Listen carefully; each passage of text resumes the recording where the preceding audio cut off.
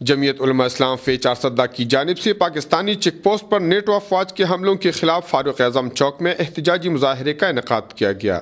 احتجاجی مظاہرے میں تحصیل چارسدہ سے تعلق رکھنے والے علماء، حافظین، دینی مدرسوں کے طالب علمان اور عام عوام نے کثیر تعداد میں شرکت کی۔ مظاہرین سے خطاب کرتے ہوئے سابق MNA اور ضلعی امیر مولانا گوہر شاہ اور محمد ایجنسی کے امیر مولانا غلام صادق نے کہا کہ اتحادی افواج کا پاکستانی چوکیوں پر حملے قابل مذمت ہے، جس پر پوری قوم سخت غم و غصے کا اظہار کر رہے ہیں۔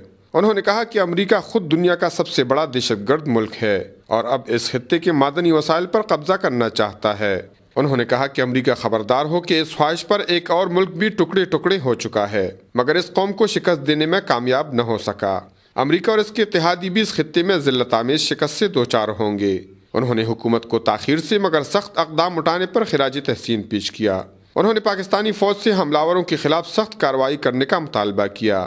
مظاہرین سے جمعیت علماء اسلام کی جنرل سیکرٹری فخر عالم، مولانا ہاشم اور دیگر نے بھی خطاب کیا۔ کفایت اللہ، اے نیوز، چارسدہ۔